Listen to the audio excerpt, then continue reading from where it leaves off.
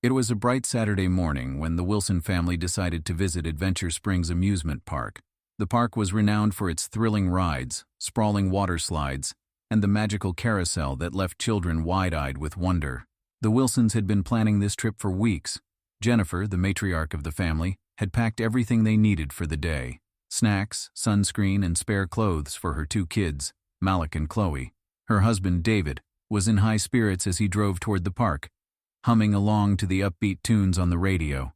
Malik, a curious 10-year-old, excitedly pointed at the park's towering roller coasters in the distance.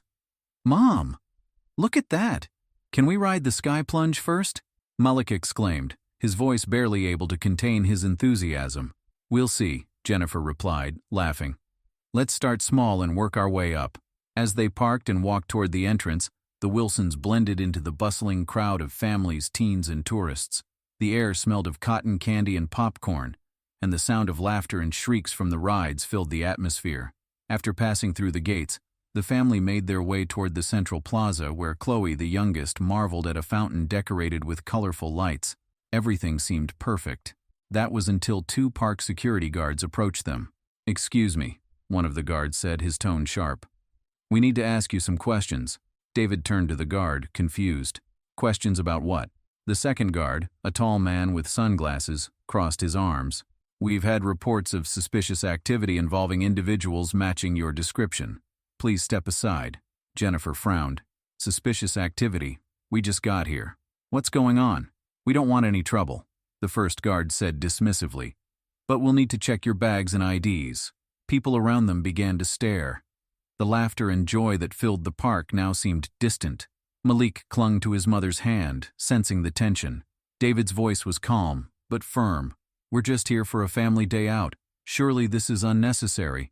Don't make this harder than it has to be," the taller guard retorted, his tone growing more hostile. Jennifer's heart raced as she saw the crowd gathering, their eyes filled with judgment. She could feel the weight of every stare and hear the whispers.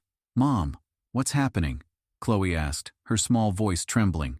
Jennifer knelt to comfort her daughter, but inside she was fuming. Why was this happening?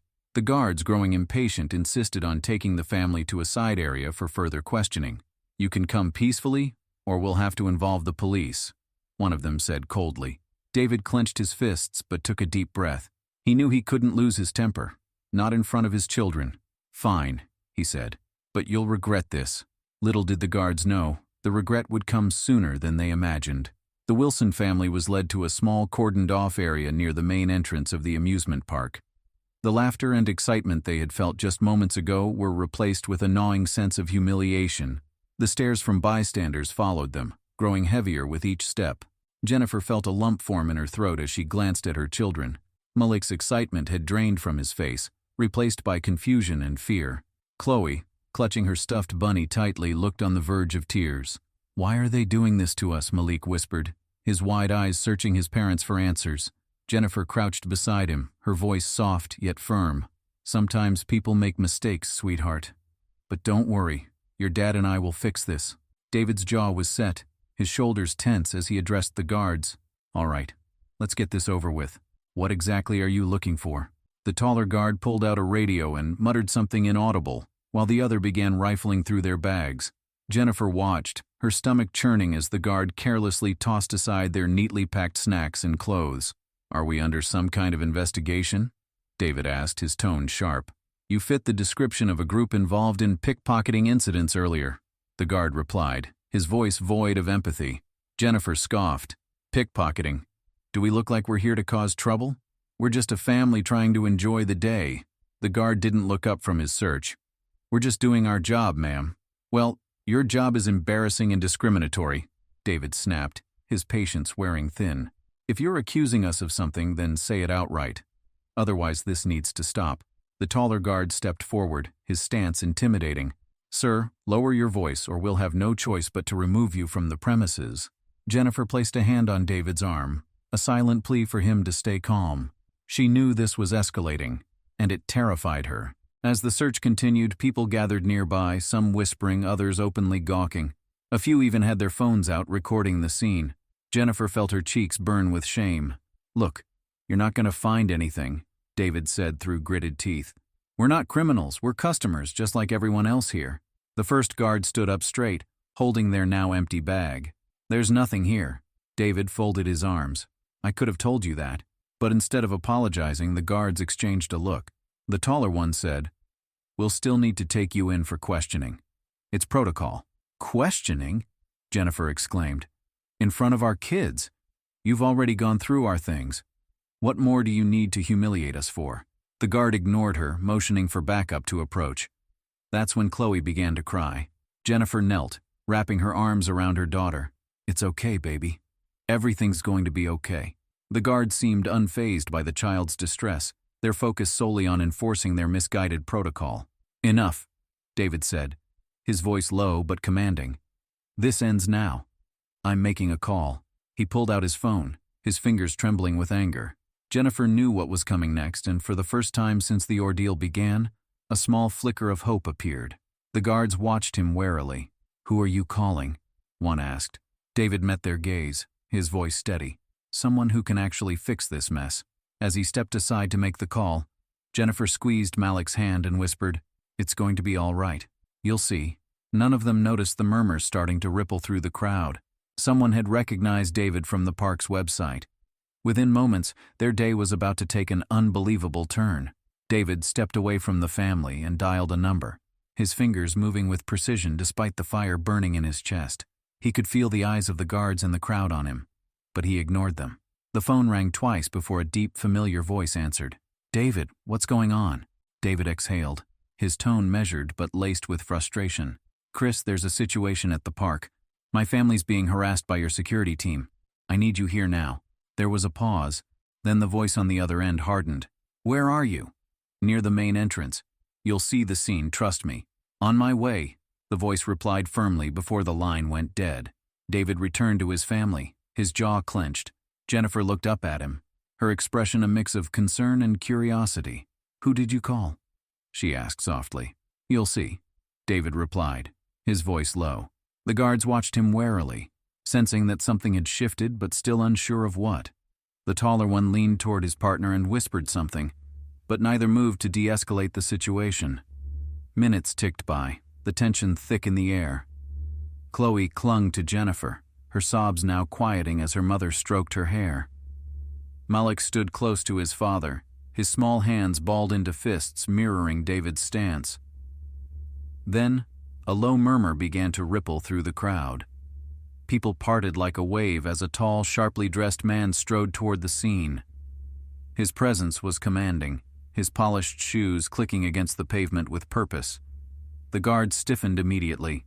One of them muttered, "That's Chris Anderson, the CEO." Chris reached the group and stopped, his piercing gaze sweeping over the scene. His eyes softened momentarily as they landed on David and his family, but when he turned to the guards, his expression hardened into one of pure authority. "What's going on here?" Chris's voice was calm, but carried an unmistakable edge. The taller guard stepped forward, his confidence faltering. "Sir, we were investigating reports of suspicious activity." Chris raised a hand, silencing him. And this suspicious activity involved harassing a family in front of dozens of onlookers, searching their belongings, making a child cry. His voice grew colder with each word. The guard stammered, We were just following protocol, sir." "Protocol," Chris repeated, his tone dripping with disdain. He turned to David. "What happened here, David?" David's voice was calm but firm as he recounted the events. "We were stopped as soon as we entered, accused of fitting a description, and treated like criminals in front of our kids. They found nothing, of course, but they still insisted on questioning us further. All of this for what? Because we don't look like the type of family that belongs here?" Chris's jaw tightened, and he turned back to the guards. "Do you know who this is?" The guards exchanged nervous glances. "This," Chris said, pointing to David, "is David Wilson, my business partner and the co-founder of this park. Without him, Adventure Springs wouldn't exist." The guards' faces turned ashen. "And," Chris continued, his voice rising, "you have the audacity to treat his family like this? In the park he helped build?" The crowd, which had been watching in silence, erupted into murmurs. Phones were raised higher as people tried to capture every word. I didn't know," the taller guard stammered. "That's exactly the problem," Chris snapped. "You didn't know, and yet you acted with prejudice and disrespect. Is this how you treat all our guests? Because if it is, you're both done here." The guards began to protest, but Chris cut them off. "Save it. Turn in your badges at the security office." Now, humiliated, the guards muttered weak apologies before retreating, their heads low. Chris turned back to the Wilson family, his expression softening. "David, Jennifer, I'm so sorry. This should never have happened." David nodded, his shoulders relaxing slightly. "Thank you for stepping in." Chris bent down to address Malik and Chloe directly. "Hey, I'm really sorry about what happened. How about I make it up to you with VIP passes?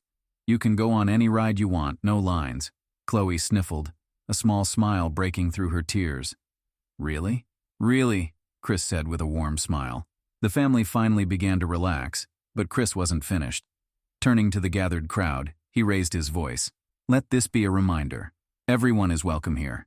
Adventure Springs is a place for families to create memories, not for anyone to feel unsafe or unwelcome. If you see something wrong, speak up." The crowd erupted into applause as Chris turned back to David. "Let's talk more later. But for now, enjoy the day with your family. You deserve it."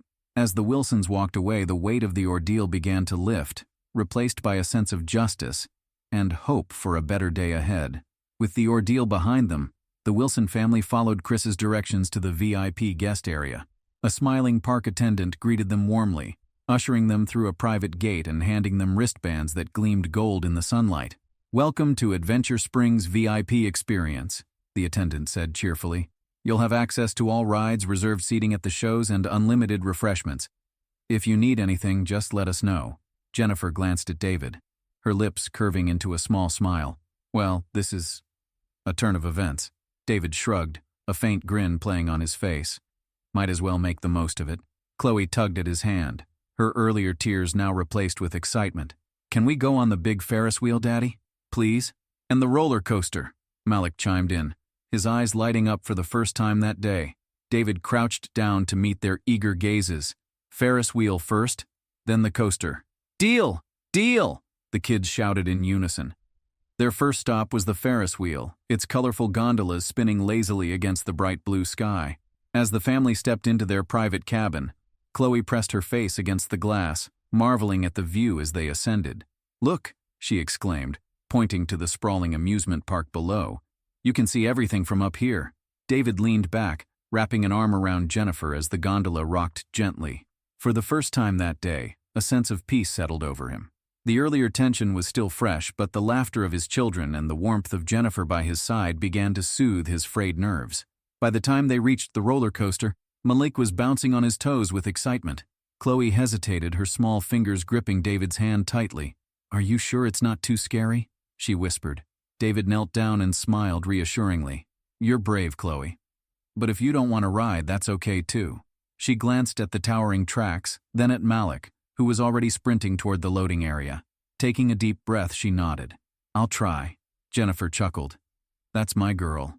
The coaster was a whirlwind of screams and laughter, and when it screeched to a stop, Chloe was grinning from ear to ear.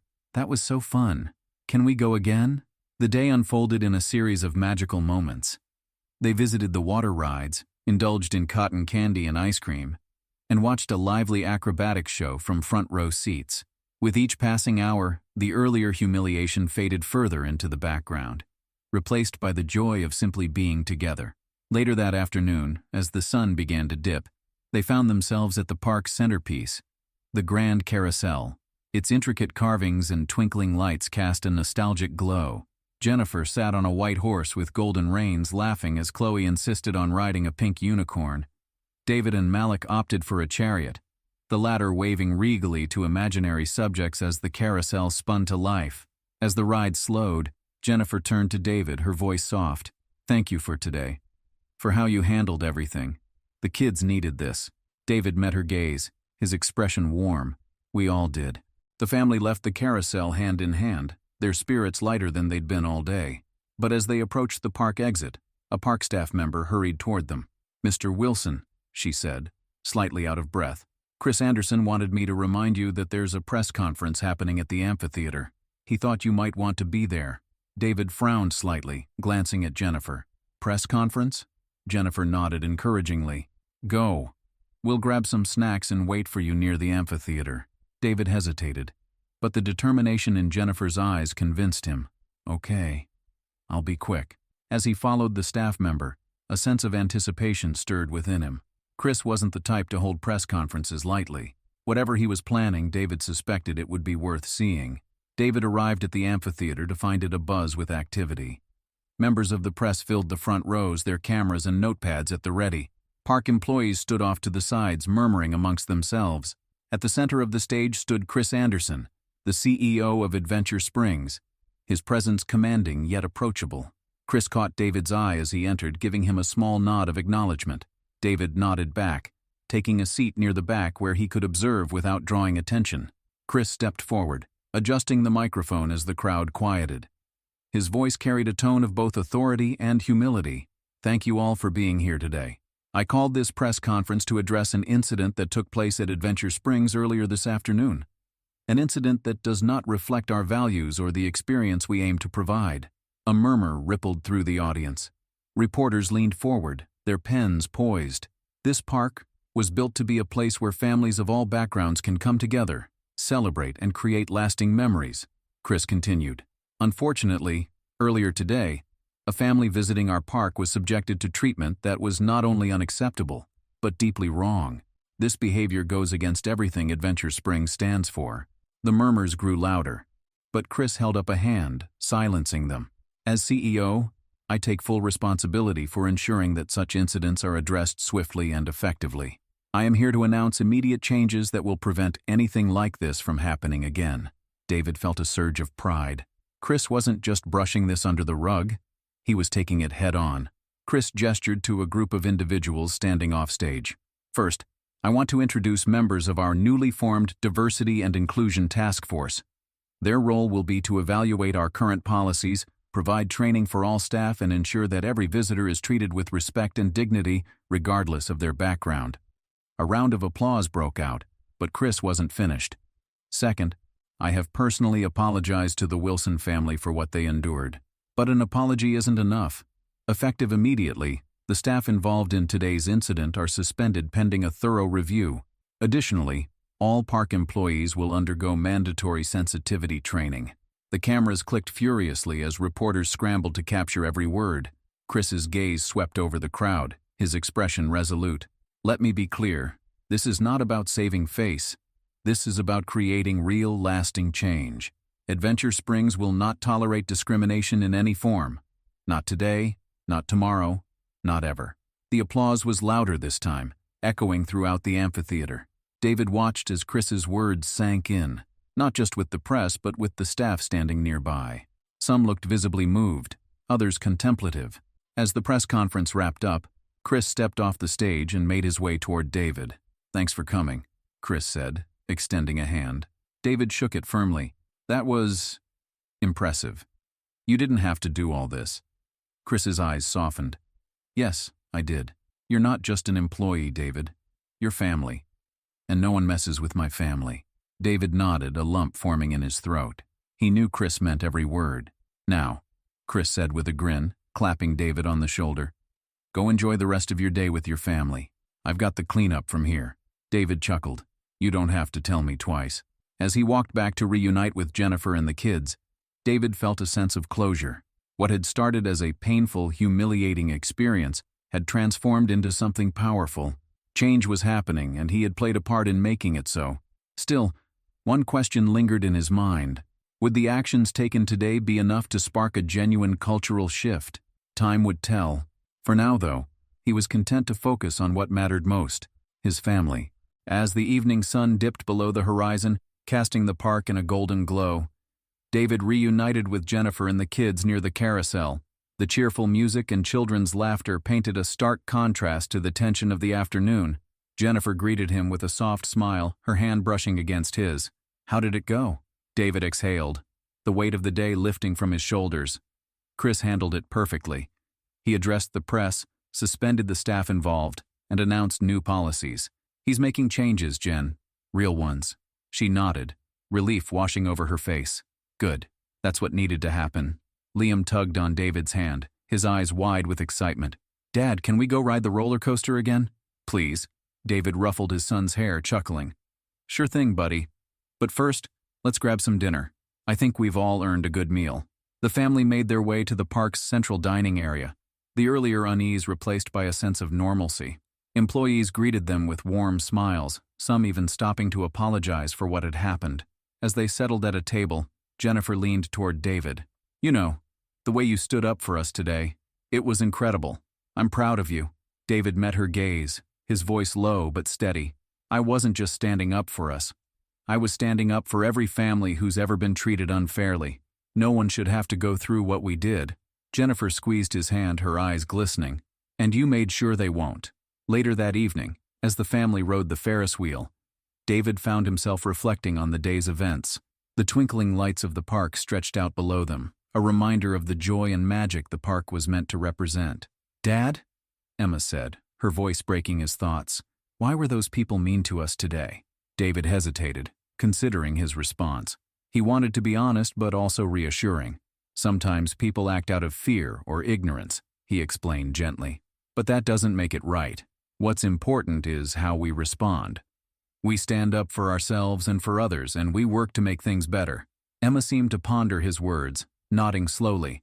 Like Uncle Chris did? David smiled, his heart swelling with pride. Exactly like that. As the Ferris wheel reached its peak, the family took in the view together. The moment bittersweet yet hopeful. David felt a sense of closure but also a sense of purpose. The day's events had been a reminder that change often starts with discomfort, but it ends with growth. Back on the ground, Chris joined them, his suit jacket gone and his sleeves rolled up. He looked more relaxed now, though his expression was still serious. Mind if I walk with you for a bit? He asked. David nodded, falling into step beside him. The two men strolled through the park, the distant sounds of laughter and music accompanying them. You know, Chris began, when I started this park, I wanted it to be a place where everyone felt welcome. Clearly, I've got some work to do. David placed a hand on his shoulder. You've already started. What you did today, it mattered. Chris nodded, his eyes thoughtful. We've both got a lot to teach our kids, don't we? About fairness, about courage, and about doing what's right. David smiled. Yeah, and about making sure the next generation doesn't have to fight the same battles we did. As the night wore on, the park began to empty. Families heading home with memories of a magical day. For David, Jennifer, and their kids, the day had been more than memorable. It had been transformative. Walking hand in hand, they left the park, their heads held high. The Wilsons hadn't just survived the storm. They'd risen above it, paving the way for a brighter future. The following morning, David woke early, the memories of the previous day still vivid in his mind. He sat by the window in their hotel suite, sipping coffee as the sun painted the sky in hues of orange and pink. He felt a sense of peace, but he also knew there was more to do. Dad, Liam's voice called out softly. The boy rubbed his eyes as he shuffled over in his pajamas. David smiled, pulling him onto his lap. Good morning, buddy. Did you sleep well? Liam nodded, resting his head against his father's chest. Are we going back to the park today? David kissed the top of his son's head. Not today, champ.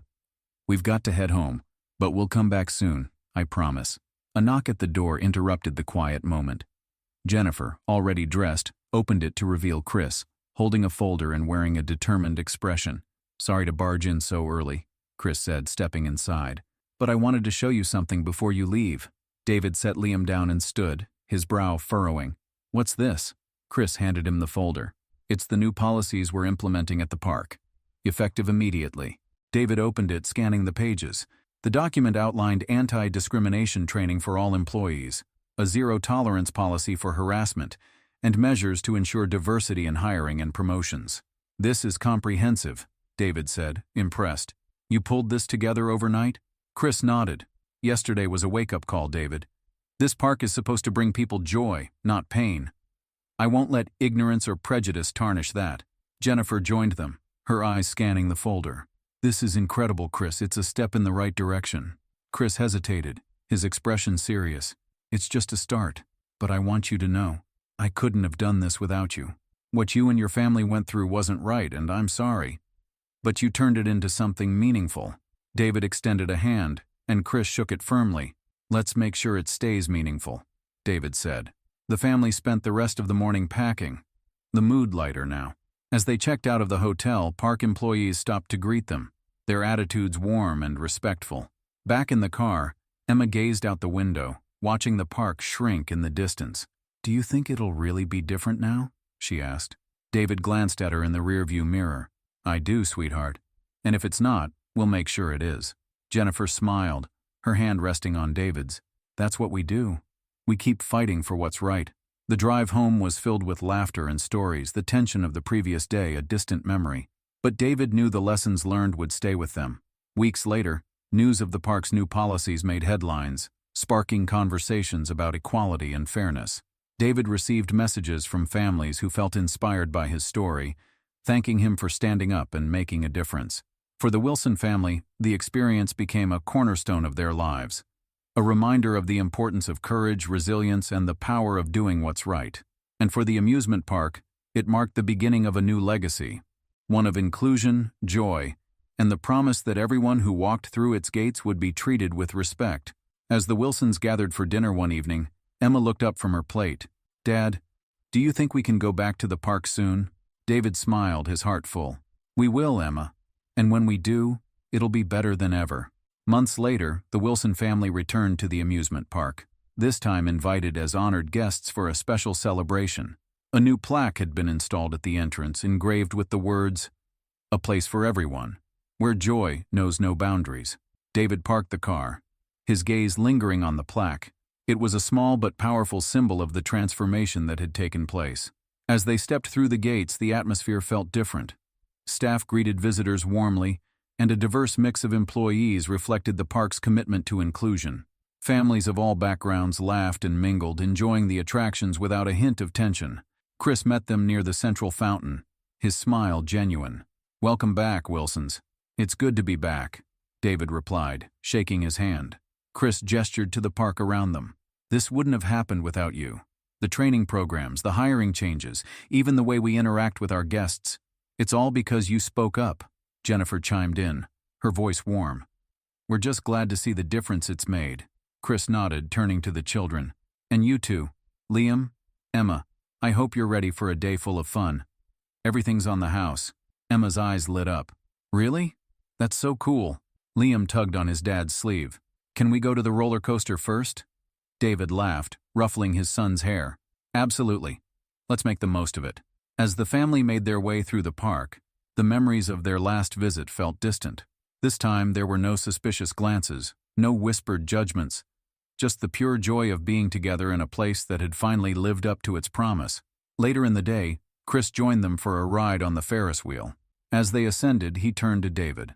"I've been thinking about something." David raised an eyebrow. "Oh?" Chris smiled. "I want you to join the board of directors. Your perspective is exactly what we need to keep this place moving in the right direction." David blinked, caught off guard. "Me? On the board? Why not?" Chris said. "You've already proven you have what it takes to inspire change. Imagine what you could do with a seat at the table." Jennifer leaned into David, her smile encouraging. "He's right, you know. You've always been about making things better." David looked out at the sprawling park below, the laughter and joy echoing up to meet them. He thought of his children, the lessons he wanted to teach them, and the legacy he wanted to leave behind. "All right," he said finally. "Let's do it." Chris grinned. "You won't regret it." As the Ferris wheel descended, David felt a renewed sense of purpose. The day had come full circle, and the park, once a place of pain, had become a symbol of hope and progress. That evening, as the family prepared to leave, Emma turned to her dad. "You made this place better, didn't you?" David crouched to her level, his voice steady. "We all did, Emma. And it's not just about this park. It's about making things better wherever we go." Liam chimed in, his face serious. "So everyone can have fun?" David smiled. "Exactly, buddy. So everyone can feel welcome." Hand in hand, the Wilsons walked to the car, the park lights twinkling behind them. They knew the road ahead wouldn't always be easy, but they were ready for whatever came next. Because sometimes standing up for what's right isn't just about changing the present. It's about paving the way for a better future. And together, the Wilsons were ready to keep building that future one step at a time.